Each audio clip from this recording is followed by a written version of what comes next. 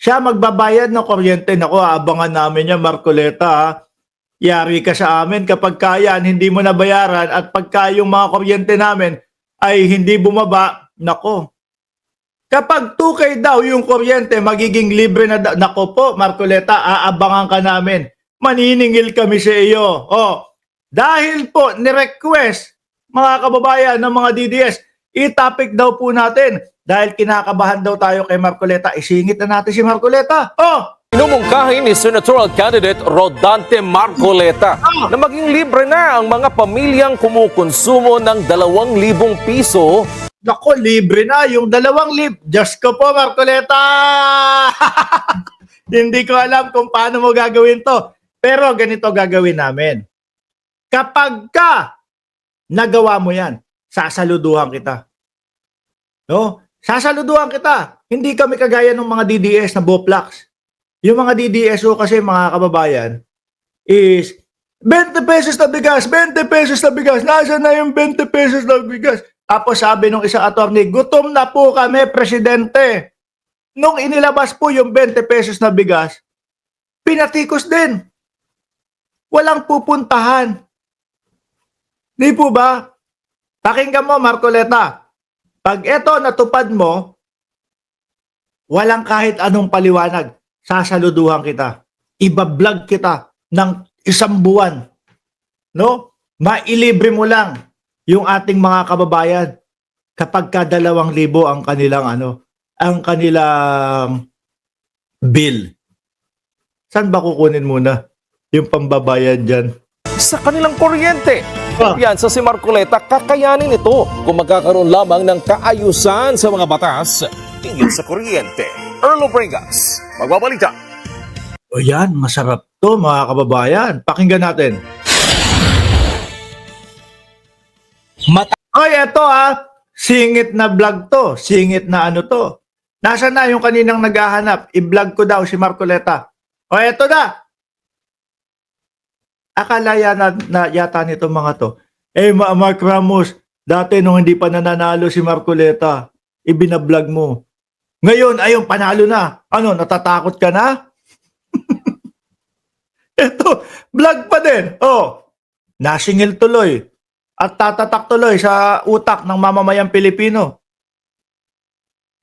Sabi ni Franz Garganta, pag di mo natupad pangako mo, malilintikan ka. Baka mamaya, boy, 10K lang din to, Marcoleta. Di ba? Baka mamaya, boy, 10K lang to. Hanggang ngayon, si boy 10K, wala pa din yung 10K. Taas na singil sa kuryente. Yan ang kadalasang problema ng isang karaniwang pamilyang Pilipino. Nakakarampot lamang kinikita buwan-buwan o yung mga tinatawag na minimum wage earners. Nakadagdag pa dyan sa pasani ng marami ang pabago-bago at patuloy na pagtaas ng presyo ng mga pangunahing bilihin. Ayan! Gusto namin yan, Marcoleta. Pero wag kang mag-expect na kakalimutan lang namin yan. Siyempre, kagaya nung ginawa ng mga DDS. Araw-araw naghahanap ng 20 pesos na bigas. Gutom na daw sila. Ganyan din ang gagawin namin sa inyo. Hindi, bigyan natin ng 6 months, mga kababayan.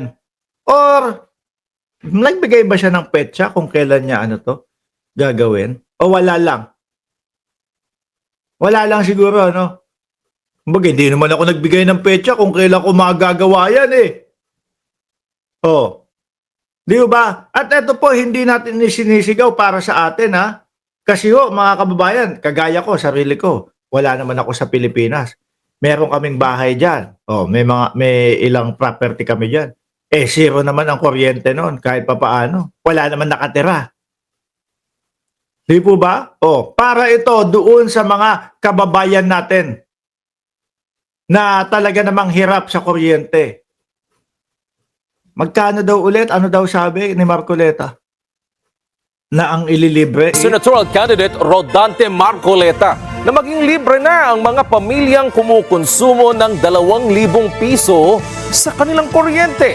Kumpiyansa si Marcoleta, kakayanin ito kung magkakaroon lamang ng kaayusan sa mga batas tingin sa kuryente.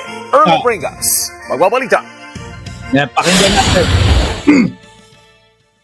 Mataas na singil sa kuryente. Yan ang kadalasang problema ng isang karaniwang pamilyang Pilipino. Nakakarampot lamang kinikita buwan-buwan o yung mga tinatawag na minimum wage earners.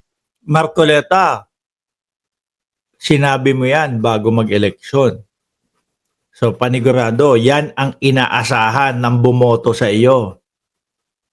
Yan ang inasahan ng bumoto sa iyo, Marcoleta. Sabi ni Janelle Van der Herst, 2K pababa daw, libre na ang electric bill. Oo. No? Hindi namin makakalimutan to. Nakadagdag pa dyan sa pasani ng marami ang pabago-bago at patuloy na pagtaas ng presyo ng mga pangunahing bilihin. Para maibsan ang pasani ng ating mga kabayan sa matinding gastusin sa araw-araw, iminumungkahi ngayon ni Senatorial Candidate Rodante Marcoleta na maging libre na ang mga household na kumukonsumo ng 2,000 piso pataas sa singil sa kuryente. Ngayon kay Marcoleta, kakayanin naman daw ito kung maisasaayos lamang ang ating mga batas na tutukoy sa kapakanan ng mga consumer at mga household electricity, lalo na kung usapin lamang ay ang ayuda. Napakamahal niya. Opo. Ngayon, para unang-una na natin sigurong mabigyan ng benepisyo yung mga nasa laylayan ng lipunan, yan ay hindi bababa sa 25 to 27 million Filipinos. Oh. Naisip ko na lang, natatapatan ko na lang yung binibigay na ayuda o baka sakaling makabawas-bawas pa ng konti yung ginagasta ng gobyerno.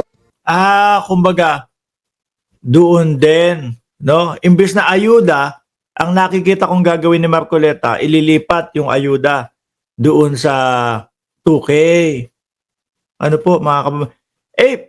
Ang ayuda kung sakali man, yung talagang mga tutok po doon sa mga mahihirap nating kababayan. Paano? Kunyari ako, pauwi-uwi, di malilibre din ako dyan.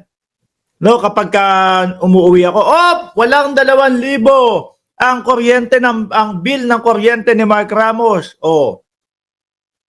Sama ako sa libre. Kumbaga, mga kababayan, hindi din po napunto yung mga mahihirap. Hindi din po napunto. Kakalat din po. Yung mga hindi naman kailangan, masasama pa. Di ba? Imbis na sana, rektahan doon sa ating mga kababayan. Tinarget din pala kasi yung mga ayuda na ini-issue nila. Kasi yan ho yung issue nila, mga bossing nung panahon ho ng election, ayuda. Wala naman pong mga nakipakita mga ebidensya. Sabi pa ni Marcoleta, sa ngayon may mga ayudang na ipinapamahagi ang gobyerno. Ang problema, hindi naman daw lahat ng nasa sektor ay nakatatanggap ng ayuda. Mas maganda na raw na maging libre na lamang sa singil sa kuryente baga nasa mahihirap na sektor at mas nakakamenos pa nga ang gobyerno. O yung 5 ayudang binibigay ngayon, 194 billion. Hindi ko naman nakikita na ang halagang ito ay natatarget yung bilang na Mas target nga yun kasi may mga listahan yung mga yan ng mga nangangailangan. Hindi kagaya nung sinasabi ni Marcoleta, basta bababa sa 2,000, ililibre. Pag umuwi si Mark Ramos, kasama pa sa libre. Hindi na kailangan, kahit pa paano naman, hindi naman sa pagbiyayabang, mga bossing, kumbaga hindi na natin kailangan. Mas dapat na rumekta yung mga pera na yun. Di ba? Doon sa tamang nangangailangan. Hindi kagaya nung ayuda. Merong mga ID na mga hinihingi, etc. Pero wag kang mag-alala, Marcoleta. Sige, susuportahan ka namin diyan sa gusto mo. Pero kailangan mangyari yan. 25 to 27 million Filipinos na yan ang dapat makinabang sa perang pang-ayuda. So, kinuwenta ko na kapag ka pala yung kumukonsumo ng kuryente ng 2,000 pesos pababa, yan ay nilibre natin. Kabila nga sa nakikitang solusyon ni Marcoleta, kung mayroong ayuda ay ibigay na lang ito ng direkta sa mga benepisyaryo dahil kung idedirekta daw ito, mas maganda na dahil maiiwasan din ang korupsyon. Iyan nga kasi yung dapat targetin ng ayuda dahil sila yung pinakamahirap Opo. Natatarget, yun naman ang ginagawa, di ba? Hindi kagaya nung iniisip niya. Kasi yung kagaya ng mga OFW nga na sinasabi ko, mga kababayan, pangilan-ngilan lang, mga araw uuwi, 3 linggo, less than 2,000. yung magiging kuryente. Okay, libre ako. Hayahay, mas hayahay.